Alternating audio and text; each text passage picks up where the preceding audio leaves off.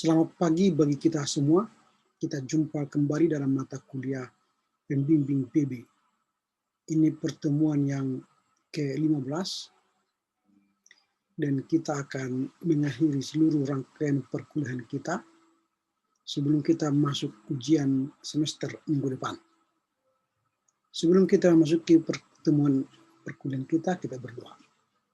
Terima kasih Bapak, kami bersyukur sehingga kami boleh memulai perkuliahan hari ini, dan kiranya Tuhan menolong kami untuk memahaminya dengan baik. Terpuji Engkau Bapa demi Kristus Yesus. Amin. Tema kita hari ini ialah Kitab Wahyu.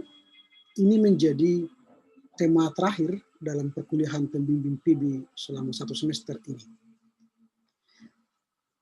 Kitab Wahyu merupakan kitab yang paling akhir yang berada dalam perjanjian baru. Siapakah penulis dari kitab ini? Penulisnya ialah Yohanes. Dan tema dari kitab Wahyu ialah perjuangan dan penyelesaian. Jadi ada perjuangan dan penyelesaian. Ditulis sekitar tahun 96 atau 90-96 Masehi. Kalau kita mendalami dan melihat latar belakang kitab ini adalah kitab yang paling terakhir dan paling luar biasa. Mengapa disebut paling luar biasa? Karena di dalam kitab ini ada suatu penyingkapan. Penyingkapan apa itu? Nanti akan kita lihat apa itu penyingkapan yang ada dalam kitab Wahyu. Selain penyingkapan ada nubuat. Bahkan suatu gabungan dari 7 surat. Jadi dia digabung, penggabungan dari 7 surat.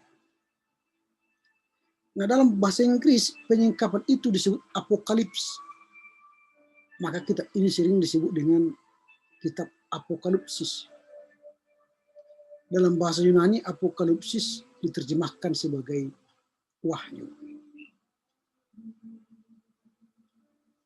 Nah, kitab ini merupakan penyingkapan dalam kaitan dengan isinya, suatu nubuat dalam kaitan dengan beritanya, dan suatu surat dalam kaitan dengan alamat tujuannya. Jadi dia disebut sebagai nubuat dalam kaitannya dengan beritanya. Berita yang disampaikan Wahyu ini merupakan sebuah nubuat karena belum terjadi. Tetapi dari isinya kita akan melihat dia seperti surat. Nah, ada 5 kenyataan penting mengenai latar belakang kitab Wahyu ini. Yang pertama, ini adalah wahyu Kristus. Ini adalah wahyu Yesus Kristus. Pernyataan yang kedua, pernyataan ini telah disampaikan secara adikudrati kepada penulisnya melalui Kristus yang ditinggikan malaikat-malaikat dan penglihatan-penglihatan. Yang kedua. Yang ketiga, pernyataan itu disampaikan kepada hamba Allah, yaitu Yohanes.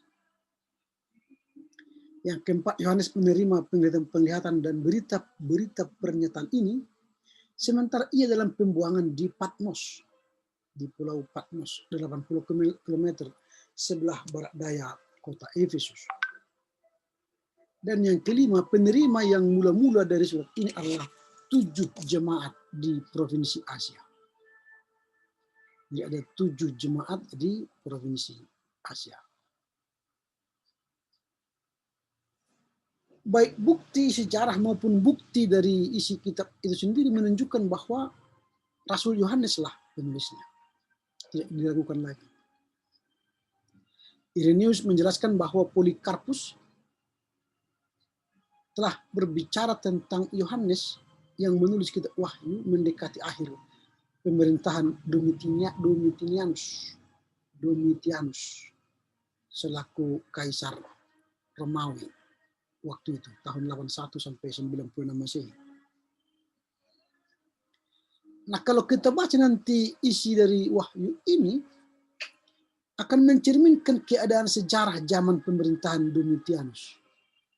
Ketika ia menuntut agar semua warga negaranya memanggil dia Tuhan atau Allah. Pastilah ketetapan kaisar pada waktu itu telah menciptakan suatu pertentangan antara mereka yang dengan sukarela mau menyembah kaisar dan orang Kristen yang setia mengakui bahwa Yesus sajalah Tuhan dan Allah, bukan kaisar Domitianus tadi. Jadi kitab ini telah ditulis pada suatu masa ketika orang percaya mengalami penganiayaan yang hebat oleh karena kesaksian mereka. Suatu situasi yang dengan jelas merupakan latar belakang wahyu itu sendiri. Itulah latar belakang ketika wahyu ini atau surat ini atau penyingkapan ini ditulis. Yang kedua, kita akan melihat apa tujuannya kitab ini ditulis. Ada 3 tujuan yang akan kita lihat mengapa kitab wahyu ini ditulis. Yang pertama, surat kepada 7 jemaat itu menyatakan bahwa suatu penyimpangan yang parah. Di jemaat itu ada suatu penyimpangan yang parah dari standar kebenaran rasuli sedang terjadi di banyak jemaat di Asia. Jadi ada penyimpangan yang parah dari standar kehidupan Kristen. Atas nama Kristus, Yohanes menulis kitab ini untuk menegur tindakan kompromi. Jadi dia menegur tindakan kompromi dan dosa mereka.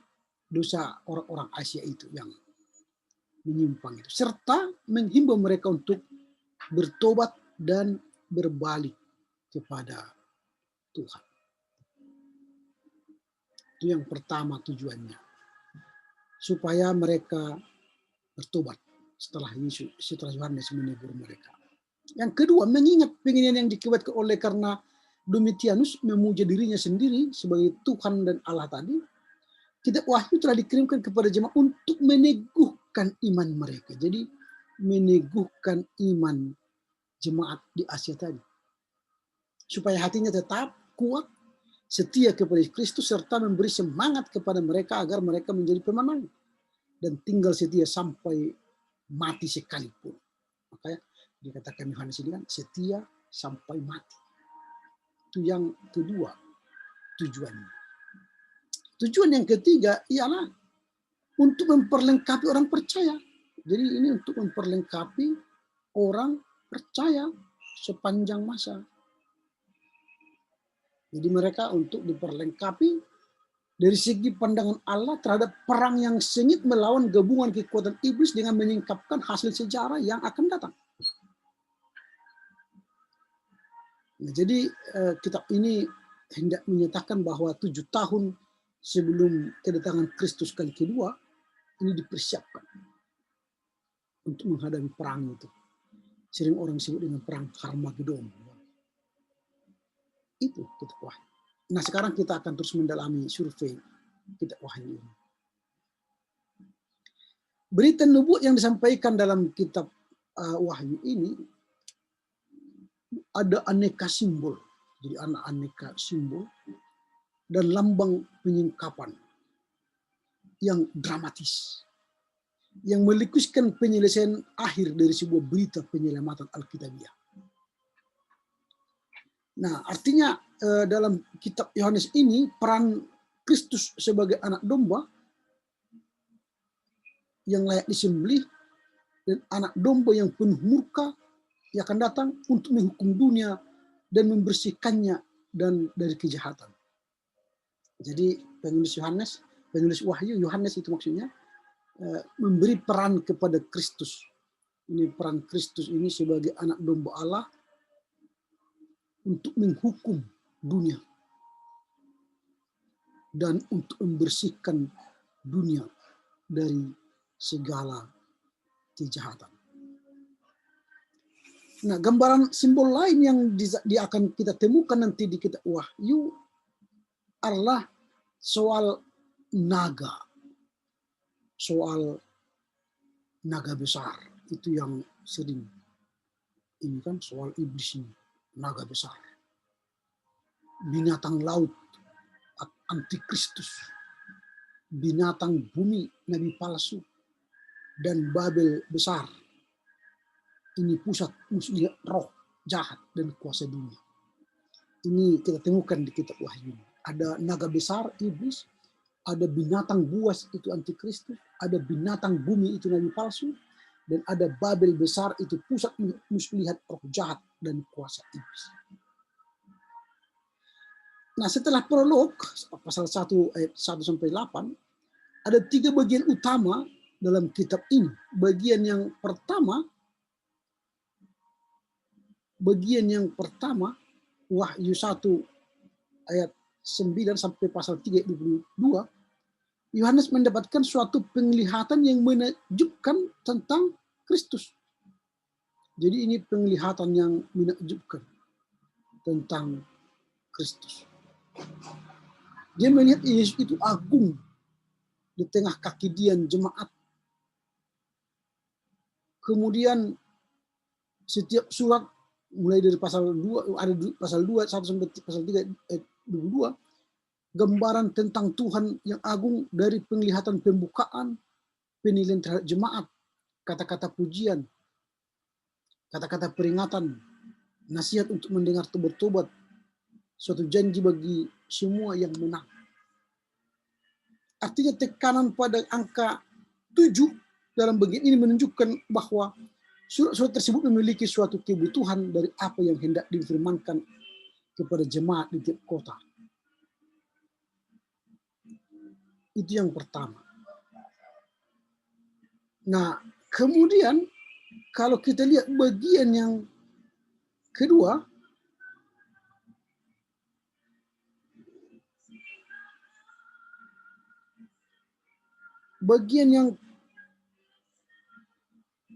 kalau kita lihat nanti ke bawah ya, setelah bagian yang pertama tadi Yohanes mendapatkan penglihatan yang menakjubkan tentang Kristus, maka bagian yang kedua yang ditunjukkan oleh penulis Yohanes ialah penglihatan-penglihatan dari perkara-perkara yang ada di sorga dan di bumi tentang anak domba dan peranannya dalam mengakhiri sejarah. Jadi bagian kedua itu berisi penglihatan-penglihatan tentang perkara-perkara yang ada di sorga dan di bumi, dan peran dari anak domba untuk mengakhiri sejarah di bumi ini. Bagian ini dimulai dengan penglihatan tentang ruang pengadilan sorgawi, lalu memusatkan perhatian pada sebuah gulungan kitab yang dimateraikan. Kemudian gulungan kitab ini berada tangan Allah dan anak domba Allah. Itulah yang layak untuk membuka materai-materai dan menyingkapkan isi dari gulungan-gulungan itu. Nanti ada kita lihat di sana 6 materai, lalu berbagai materai lain, ada 5 materai, ada 6 materai, 5 materai.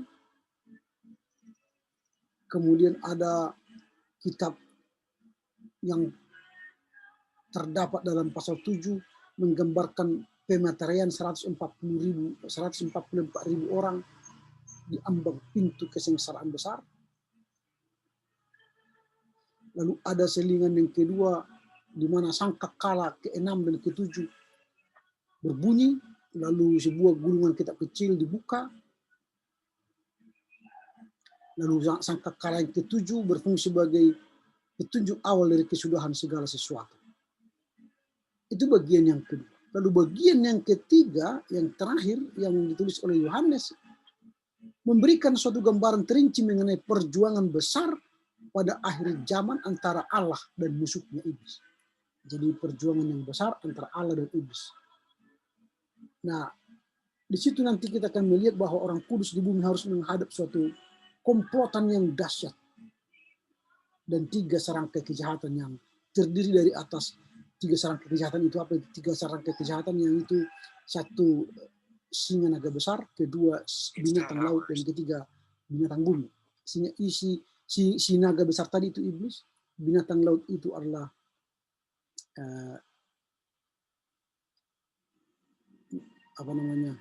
antikristus, dan binatang bumi ialah nabi palsu. Itu yang akan kita lihat nanti di bagian yang ketiga.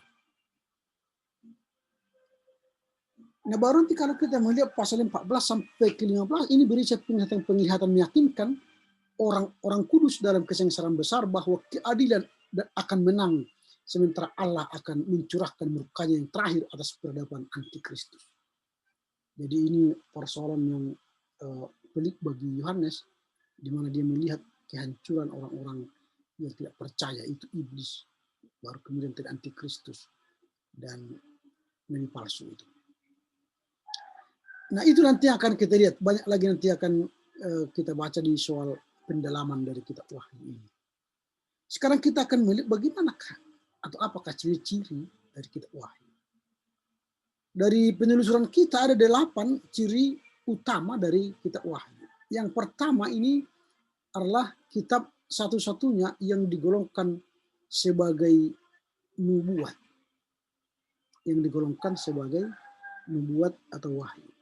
Kalau dalam perjanjian lama, nubuat atau wahyu itu dikenal dengan kitab Daniel. Tapi di perjanjian baru itu wahyu. Yang kedua, sebagai suatu kitab apokaliptis, beritanya disampaikan dalam bentuk lambang-lambang. Jadi bicara lambang-lambang itu kita temukan di kitab Wahyu. Baru yang ketiga, banyak sekali yang digunakan angka-angka. Angka 2, 3, 5, sampai nanti angka tertinggi adalah 200 juta.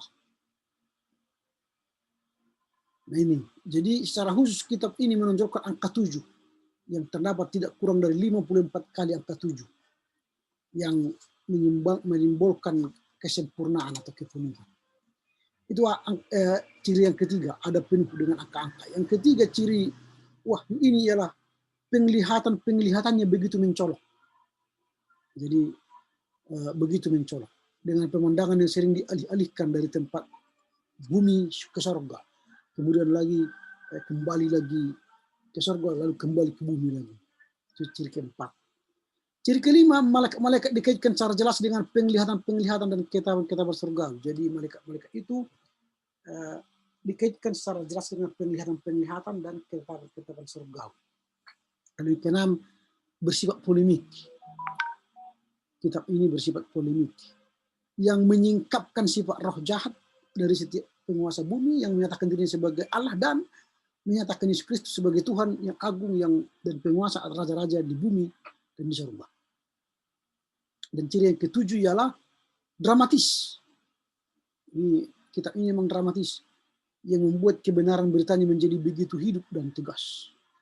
Dan yang kedelapan, bersifat roh membuat PL. Bersifat roh membuat PL yang menggunakan kutipan-kutipan secara formal dari PL itu sendiri. Itu ciri, 8 ciri kitab Wahyu.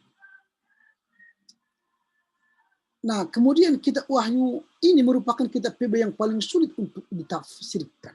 Sekalipun para pembaca yang muda-muda barangkali memahami makna beritanya tanpa terlalu banyak mengalami kebingungan, namun pada abad berikutnya, pandangan yang beraneka ragam mengenai makna kitab ini telah mengakibatkan lahirnya 4 aliran penafsiran yang besar.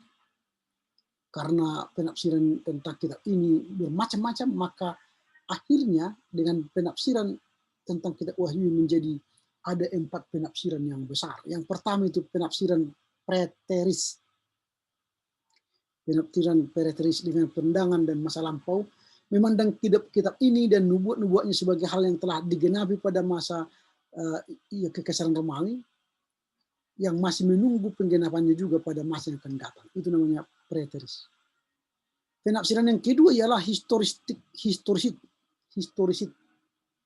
yang menekankan unsur sejarah, memandang kitab Wahyu sebagai suatu perakiraan nubuat dari seluruh perjalanan sejarah gereja sejak zaman Yohanes sampai pada zaman akhir. Yang ketiga ialah idealis yang menekankan pemikiran ideal, memandang kitab Wahyu sebagai suatu perakiraan nubuat dari seluruh perjalanan sejarah gereja.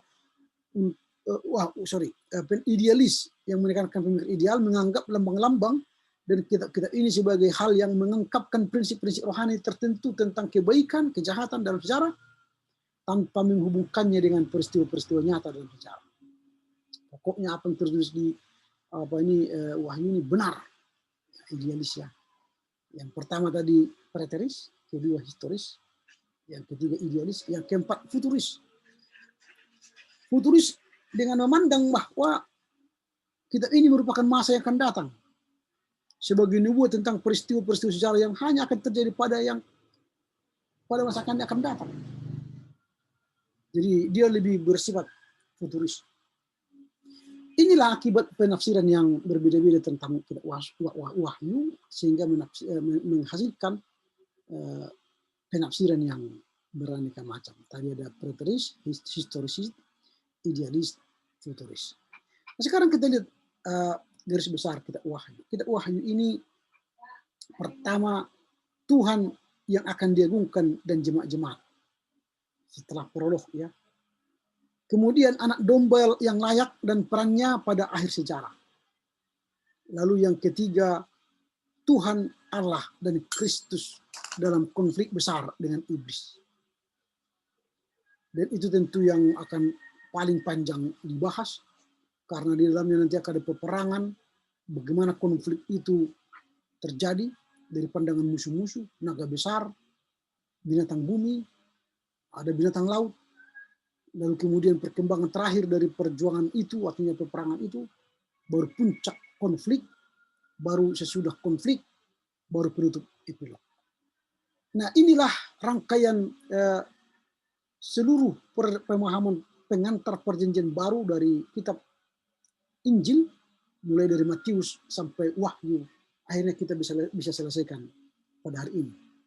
Kesimpulannya, dalam mempelajari pengetahuan dan pembimbing atau pengantar perjanjian baru, mengajarkan kita agar dapat mengerti berita perjanjian baru dengan baik. Jadi itu ya, kita akan mengerti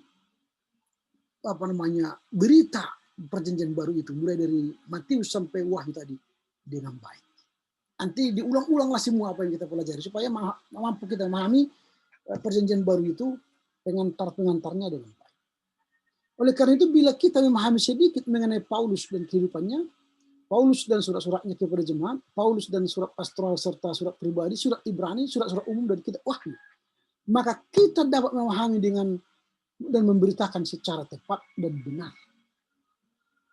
Oleh sebab itu, saya yakin kita semua akan mempelajari mata kuliah ini dengan baik dan benar, supaya bermanfaat.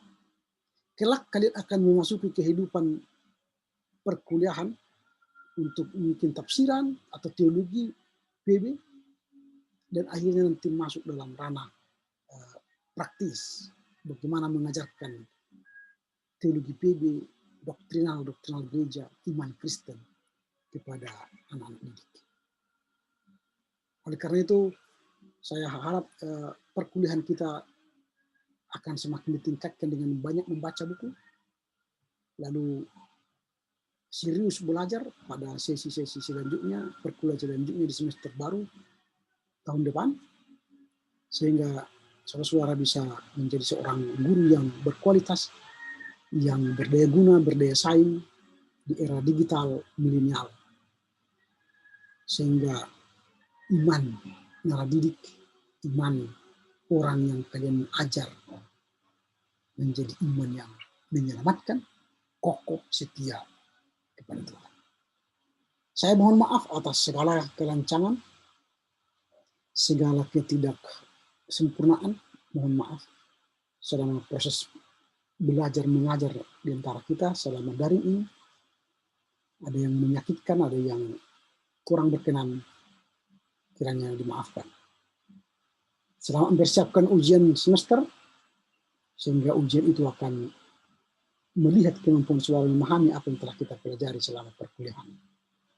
Salam hormat buat orang tua, kiranya mereka dalam keadaan sehat, terhindar dari COVID, semua usaha mereka berhasil dibuat Tuhan, sehingga mereka bisa memuliakan saudara di situ sampai selesai.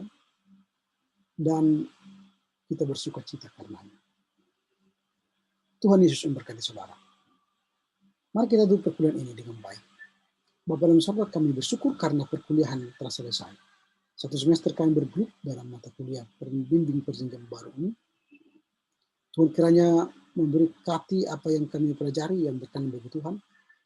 Mampukan kami untuk mengulang-ulang lagi, memahaminya, sehingga kami mengerti pembimbing PB dengan baik dan benar, untuk dapat kami ajarkan kelak di tengah kehidupan kami. Berkati orang tua kami semuanya, usaha, pekerjaan yang mereka lakukan Tuhan berkati, berhasil, sehingga mereka dapat memuliakan kami dengan baik, bahkan melanjutkan kehidupan kami dengan baik. Berkati kami semua, saudara akademika, dosen, mahasiswa, yang telah mengakhiri perkuliahan 1 semester ini, dan akan menghadapi ujian minggu depan. Terima kasih Bapak, jika ada hal yang tidak berkenan selama kami berproses selama 1 semester ini di mata kuliah pembimbing ini, kami mohon ampun di hadapan. Sucikanlah kami semuanya Bapa dalam Kristus Yesus. Amin. Anugerah Tuhan Yesus Kristus, kasih darah Bapa dan persekutuan Roh Kudus memberkati saudara kini sepanjang masa. Amin. Salam buat keluarga, salam buat sanak saudara, dan tetap menjaga kesehatan, protokol kesehatan, pakai masker, pakai jarak, dan sering cuci tangan. Yang tentu istirahat cukup, jangan begadang, dan makan makanan yang bergizi. Horas menjujua, Yahobu ahoy. Tuhan memberkati saudara.